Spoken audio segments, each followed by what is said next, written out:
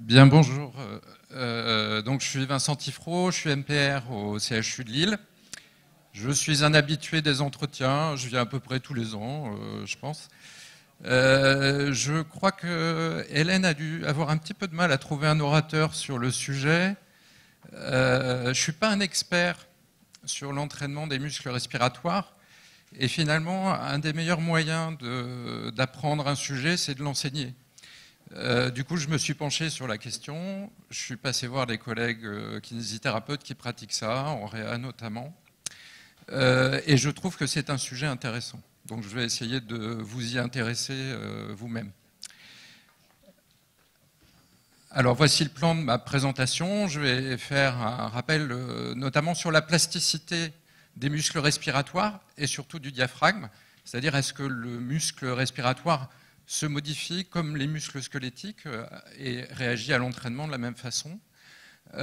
Ensuite, je vais vous présenter les outils, les techniques, les façons de faire, et puis on va voir les principales indications. Je ne parlerai que des indications en neurologie, je ne parlerai pas des pathologies respiratoires chroniques. Alors, petit rappel, mais vous avez peut-être déjà vu ces images sur le site de l'Université de Lyon. Le site d'anatomie a de très belles images en 3D. Ça nous permet de comprendre l'anatomie du diaphragme qui a ceci de particulier, qu'il y a cette coupole fibreuse et que c'est un muscle qui, lorsqu'il se contracte, entraîne une diminution de la pression au niveau pulmonaire et permet l'inspiration. Alors, il faut distinguer pour l'entraînement deux modalités de travail des muscles respiratoires. Il y a la respiration de repos, la respiration de base. Donc c'est plutôt une respiration en endurance qui recrute un certain type de fibres, plutôt des fibres lentes. Mais il y a aussi la possibilité de faire une respiration forcée en augmentant la fréquence, en augmentant la force. Et là, on va recruter d'autres types de fibres. En respiration lente, c'est plutôt le diaphragme qui va travailler. L'expiration sera plutôt passive. Dans le travail de respiration forcée, là, c'est les muscles respiratoires accessoires, notamment les muscles intercostaux, qui vont être recrutés. Et puis dans l'expiration, les muscles abdominaux. Et donc, on voit sur ces images, à gauche, vous avez la respiration de repos, où on voit que c'est surtout le diaphragme qui travaille et l'expiration qui se fait, comme je le disais, plutôt en passif. Et puis, du côté droit, là, une respiration un peu plus forcée où on voit le recrutement des muscles respiratoires accessoires, et en particulier les intercostaux, et les muscles abdominaux pour l'expiration. Donc, le diaphragme va travailler de façon différente. Et il se trouve qu'effectivement, le diaphragme est un muscle strié qui ressemble aux muscles striés squelettiques de nos membres, mais dont la composition est assez hétérogène, puisqu'il y a une proportion de types de fibres différents. Les fibres rapides qui ont un métabolisme anaérobie, qui sont plus puissantes mais qui sont plus fatigables, et puis les fibres lentes qui ont un métabolisme aérobie, qui là vont travailler plus en endurance. Donc c'est valable sur le phénotype musculaire, c'est-à-dire le type de protéines contractiles, en particulier les chaînes de myosine. Les isoformes de protéines ne sont pas les mêmes en fonction des types de fibres, et les propriétés contractiles ne sont pas les mêmes non plus. Et le recrutement neuromusculaire est également un peu différent. Vous voyez ici schématisé les différents types de fibres avec leur innervation motrice. Et vous avez sur ce diagramme, à la gauche, les fibres plutôt lentes qui vont avoir une activité dans la durée, qui sont moins fatigables, mais qui sont moins puissantes aussi. Et puis les fibres de type intermédiaire, vous avez des fibres rapides résistantes et d'autres qui sont moins résistantes à l'endurance. Et puis les fibres les plus rapides qui, elles, sont plus puissantes, mais beaucoup plus fatigables. Alors, il y a aussi une plasticité au niveau du système nerveux central, puisqu'on a la possibilité de recruter ces fibres grâce au cortex moteur, et l'aire sensorimotrice accessoire a été identifié avec une commande au niveau de ce cortex moteur. Et on sait que quand on travaille la respiration, on ne travaille pas que les fibres musculaires, on travaille aussi toute la commande, et notamment le recrutement central, c'est-à-dire que l'activité corticale se modifie.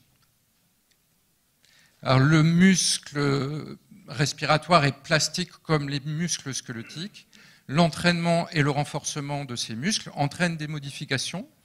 Ces modifications principales c'est à peu près les mêmes que dans les muscles squelettiques, c'est-à-dire qu'il va y avoir des modifications tissulaires, notamment des modifications capillaires, avec une amélioration, une augmentation de la densité en capillaire, des modifications de structure, notamment au niveau du tissu conjonctif, qui peuvent entraîner des modifications de propriétés mécaniques, notamment d'élasticité et de raideur.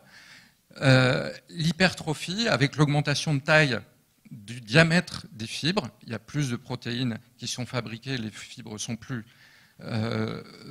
larges, plus grosses, et il y a aussi une augmentation du nombre de fibres, l'hyperplasie. Les cellules satellites permettent de produire de nouvelles fibres musculaires. Alors ça a été étudié, cette plasticité musculaire, notamment chez l'animal. J'ai pas réussi à trouver comment on a fait faire de l'entraînement respiratoire chez ces animaux. J'ai cherché, mais en tout cas, cet article belge, donc l'équipe de Roulier à Leuven, dans les années 90, avait étudié les effets trophiques de l'entraînement respiratoire, notamment contre résistance chez des souris ou des rats, et avait observé les modifications de diamètre des fibres diaphragmatiques avec une augmentation après entraînement du diamètre des fibres. Donc c'est un muscle qui est bien plastique, qui se modifie, qui se renforce et qui se modifie en termes de trophicité après entraînement. Il y a aussi l'effet inverse qui est que lorsqu'on met le diaphragme et les muscles respiratoires au repos, les réanimateurs le savent, il y a une désadaptation qui est aussi très rapide des muscles respiratoires. Alors, ça a été démontré, il y a un article assez important qui a démontré ça, qui a comparé en fait sur des donneurs post-mortem sur lesquels on a pu prélever des cellules diaphragmatiques, comparer des personnes qui avaient été ventilées longtemps avant le décès et des personnes qui avaient été ventilées moins longtemps. Et on voit que très rapidement, chez les personnes qui ont été ventilées, au-delà de 18 heures de ventilation, on a déjà des modifications de structure avec cette fois-ci une diminution du diamètre des fibres et donc des capacités contractiles de ces fibres. Donc le fait d'être ventilé en réanimation entraîne des modifications de structure et de fonction des muscles respiratoires. C'est-à-dire que c'est un muscle qui se désadapte très vite et qui explique aussi les difficultés qu'il peut y avoir au sevrage avec une faiblesse et une fatigabilité plus importantes. J'y reviendrai. C'est un sujet sur les indications de l'entraînement respiratoire. Maintenant, je vais parler des techniques. Alors, c'est ce qui est, on va dire, le plus imagé, parce qu'on peut distinguer plusieurs stratégies de rééducation de la respiration avec plusieurs types d'appareils. La spirométrie incitative, c'est les appareils qui permettent de travailler en volume ou en débit, mais sans vraiment appliquer de résistance en inspiration, en expiration. Donc c'est le Voldin classique, vous voyez deux autres types d'appareils, vous avez des curseurs qui permettent de savoir où vous en êtes. C'est un feedback pour le patient, pour savoir quel est le débit qui va recruter, et puis le volume respiratoire, c'est ce qu'on utilise dans les services de pneumologie, mais aussi de rééducation, et c'est ce qui coûte le moins cher. Alors vous avez aussi les appareils qui permettent de travailler contre-résistance expiratoire et surtout contre-résistance inspiratoire pour faire travailler le diaphragme, comme on ferait travailler un muscle squelettique contre-résistance. On peut faire travailler les muscles respiratoires contre-résistance et il suffit en fait d'augmenter la résistance lors de l'inspiration, soit en utilisant des petites, on va dire c'est comme des petites flûtes sur lesquelles on va diminuer le diamètre qui permet de faire rentrer l'air, et bien ça va augmenter la résistance de l'air à l'inspiration et on augmente ainsi les résistances. Donc un des dispositifs qui est le plus utilisé, c'est l'IMT Threshold que vous avez à gauche et puis à droite, sur lequel on peut régler le seuil au-delà duquel le patient va pouvoir faire rentrer l'air dans la pipette, c'est-à-dire qu'il doit atteindre un certain seuil de pression aspiratoire pour déclencher l'inspiration. Celui-là est intéressant parce que le seuil peut être réglé de façon assez sensible et assez basse par rapport à d'autres dispositifs comme le Power Breath qui, lui, est probablement utilisé plus chez les patients qui ont des problèmes respiratoires chroniques ou chez le sportif pour travailler la respiration chez l'athlète. Alors j'en parlerai pas parce que c'est pas le sujet, mais il y a beaucoup de dispositifs qui sont sur le marché et qui sont utilisés pour l'entraînement respiratoire du sportif. Donc vous voyez la gamme du Power Breath avec dans la gamme des dispositifs qui sont plus destinés aux patients qui ont des problématiques respiratoires chroniques, qui sont pathologiques.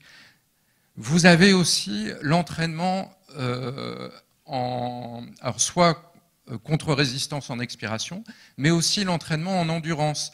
Alors, une des difficultés qu'on rencontre quand on veut faire travailler les muscles respiratoires en endurance, c'est qu'on augmente rapidement le débit ventilatoire, on augmente la fréquence respiratoire, mais du coup, on risque, et c'est le cas, de diminuer la capnie assez rapidement. Et quand la capnie diminue, ça entraîne des troubles de la conscience et on peut tomber dans le coma, ce qui est un peu embêtant quand on fait de la rééducation. Donc, une des techniques qui est utilisée, c'est ce qu'on appelle l'entraînement isocapnique. Ça consiste à enrichir en CO2 les gaz qui sont inspirés et expirés, ce qui permet à la personne de ne pas être en hypocapnie. Et donc, on peut travailler en hyperventilation sur une durée plus prolongée. C'est utilisé, donc là vous avez ici par exemple le Spiro Tiger qui est un dispositif qui est un des plus utilisés pour ce type de ventilation. Vous travaillez la respiration en hyperventilation avec un ballonnet sur lequel sera réglée la composition entre le gaz, l'air qui est expiré et puis l'air qui est inspiré pour qu'il soit enrichi en gaz carbonique. C'est utilisé dans les pathologies respiratoires chroniques, dans l'asthme par exemple, et puis aussi chez le sportif. Alors si vous voulez entraîner vos muscles respiratoires et surtout les muscles expiratoires, là, vous pouvez travailler les abdominaux par exemple de façon très performante, contre-résistance du ballon, en hyperventilation forcée, sans diminuer votre capnie, puisque, je vous dis, la composition des gaz qui sont échangés permet de ne pas diminuer la capnie. Et là, c'est pareil, de l'hyperventilation isocapnique. Donc, les modalités de mesure, puisque ça peut être un paramètre, en particulier la fatigabilité à l'effort prolongé en inspiration. Vous augmentez la fréquence respiratoire et ceci a été normalisé, notamment les collègues de Saint-Étienne ont fait un protocole incrémentiel où on augmente progressivement la fréquence respiratoire en isocapnique et ils ont établi les normes en fonction de l'âge, etc. Alors je vous le disais, une indication, alors là je vais parler des indications de la rééducation, une indication qui est importante, c'est l'indication du sevrage respiratoire en réanimation. C'est pas vraiment de la neurologie, mais ça l'est quand même un peu, puisque, je vous ai dit, le muscle respiratoire est plastique et il s'atrophie, il se désadapte rapidement chez le patient ventilé. Et donc, un enjeu, c'est de pouvoir travailler le reconditionnement des muscles respiratoires et notamment du diaphragme au moment du sevrage. Alors, les techniques de rééducation notamment contre résistance inspiratoire, ont été décrites dans plusieurs articles. J'ai choisi celui-là, parce qu'il décrivait de façon un peu plus précise, c'est un article australien, la façon de travailler en réanimation sur ces patients qui sont en cours de sevrage, parfois en sevrage difficile, ou même après le sevrage. Donc il fixe des conditions pour pouvoir commencer cette rééducation avec le dispositif. Vous avez le dispositif qui est là. Bon, j'en ai ramené un avec moi. Alors, vous avez une espèce de pipette comme ça. Vous réglez avec le ressort le seuil de déclenchement de l'inspiration. Et donc, plus le seuil est bas, plus c'est facile pour le patient. Plus le seuil est élevé, plus il va devoir faire un effort inspiratoire. Vous lui pincez le nez pour pas qu'il y ait de fuite. Et quand le patient arrive à ce seuil de pression inspiratoire, eh bien, il déclenche l'inspiration. Donc, c'est une technique qui peut être utilisée assez tôt dans le sevrage respiratoire. C'est une technique qui est utilisée en réanimation, comme je vous le disais, parce que le seuil de déclenchement peut être assez bas. Et il est fixé en général à 50% de la PI max du patient, qui est mesurée avec les appareils respiratoires. C'est une rééducation qui peut être assez fatigante, donc les protocoles de rééducation sont en général assez courts. Vous voyez là par exemple, c'est 5 sets de 6 efforts avec un repos entre ces sets d'efforts et à peu près à 50% de la PI max. Alors il y a des arguments dans la littérature pour dire que ça marche. Dans cette méta-analyse, par exemple, il est démontré que, en fonction des paramètres, les données qui ont été poolées sur les centaines de patients qui ont été colligés dans ces méta-analyses pour faire une étude statistique, par exemple, sur la pression inspiratoire, on a un effet positif statistiquement de cet entraînement inspiratoire en sevrage respiratoire en réanimation. Vous avez aussi des arguments sur l'intérêt pour la durée du sevrage qui serait raccourci grâce à cet entraînement respiratoire avec ces dispositifs. Je parle maintenant de la neurologie avec d'abord les tétraplégies d'origine médulaire. Alors on sait que le tétraplégique, en fonction du niveau, va avoir des possibilités de recrutement des muscles respiratoires qui seront différentes. L'innervation du diaphragme, c'est le niveau C4, mais plus vous descendez, plus vous avez ensuite les niveaux qui permettent la commande des muscles respiratoires accessoires, notamment les muscles intercostaux, et puis au niveau thoracique bas, les niveaux médulaires pour le recrutement des muscles abdominaux. Et donc un tétraplégique aura plus de faiblesse au niveau des muscles bas, des muscles abdominaux, des muscles respiratoires accessoires, et quand c'est une tétraplégie haute, c'est surtout le diaphragme qui va pouvoir travailler, les autres muscles seront plus difficiles à recruter. Donc la tétraplégie est une indication à l'entraînement respiratoire, inspiratoire ou expiratoire. Alors une façon d'améliorer la ventilation chez ces patients, c'est aussi d'augmenter la pression expiratoire qui est affaiblie en raison de la faiblesse des muscles abdominaux, tout simplement par une ceinture élastique. Donc c'est classiquement utilisé et il est démontré qu'on améliore la ventilation des patients tétraplégiques juste en mettant une ceinture élastique abdominale. La revue de littérature, là aussi, montre un effet positif sur les différents paramètres respiratoires de l'entraînement respiratoire dans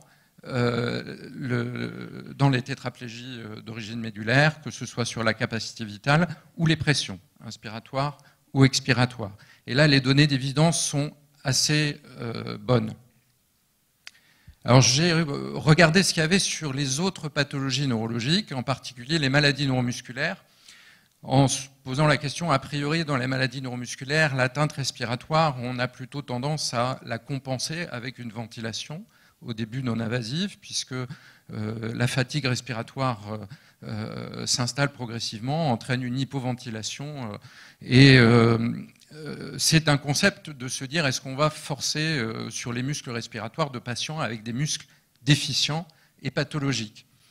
Alors, ça a été déjà étudié dans une première revue de littérature, 2009, avec des arguments en fonction du type de pathologie neuromusculaire. L'auteur disait qu'en fonction des conditions, on pouvait proposer, mais pour les patients les plus performants, avec une capacité vitale de base supérieure à 25%, s'il n'y a pas d'hypercapnie, et a priori une pathologie dans laquelle l'entraînement respiratoire ne serait probablement pas indiqué, la SLA. C'est ce que nous dit la plus récente revue de littérature que vous avez dans la Cochrane. Effectivement, sur les différentes études qui ont été faites, alors il y a eu des études dans le Duchenne, il y a eu des études dans la myotrophie spinale. Je pense que ça dépend surtout du stade évolutif de la maladie.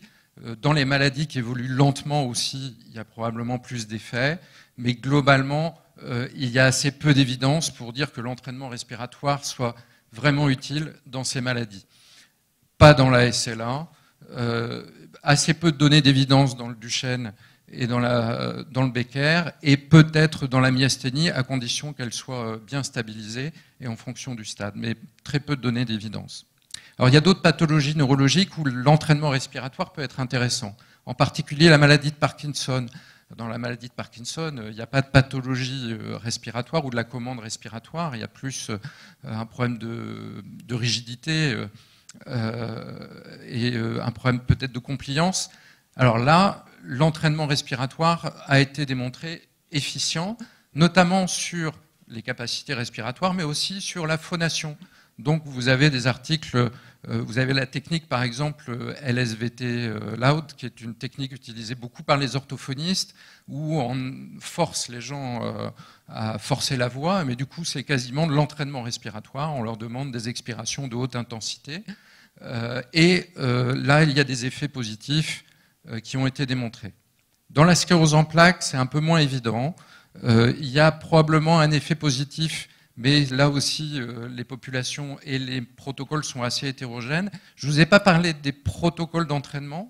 En général, c'est des protocoles qui sont assez courts parce que c'est vite fatigant. Donc ça peut aller de 10 minutes d'entraînement respiratoire, parfois jusqu'à 1 heure.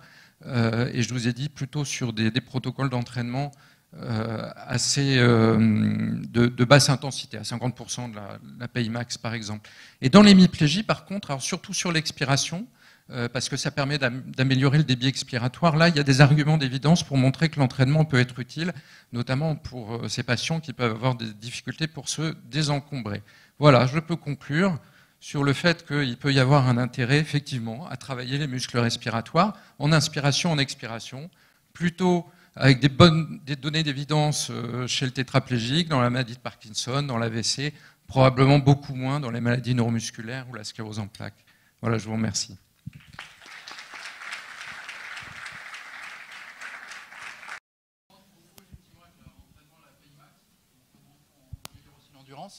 Est-ce que dans les différentes pathologies que tu as vues neuromusculaires, parce que dans la BPCO ça reste encore assez controversé, est-ce qu'il y a des choses sur la dyspnée, sur l'amélioration clinique en dehors des paramètres fonctionnels? Alors, dans les maladies neuromusculaires, d'après ce que, enfin, j'ai regardé les articles.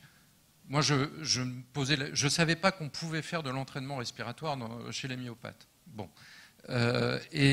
Manifestement, les données sont pas claires. Là, effectivement, les résultats qui sont donnés, les paramètres étudiés, c'est plus, comme tu dis, les pressions, c'est des paramètres mesurés. La dyspnée n'apparaît pas comme un paramètre pertinent. Enfin, en tout cas, je ne l'ai pas retrouvé dans les articles. Je t'avouerai que nous, on ne pratique pas l'entraînement respiratoire chez nos patients. C'est une question que je me pose maintenant, puisque après avoir étudié un peu le sujet, finalement, il y a pas mal de choses qui sont publiées, qui peuvent être intéressantes, notamment à des stades au début où l'atteinte n'est pas trop sévère. Ouais, sur la dyspnée à l'effort.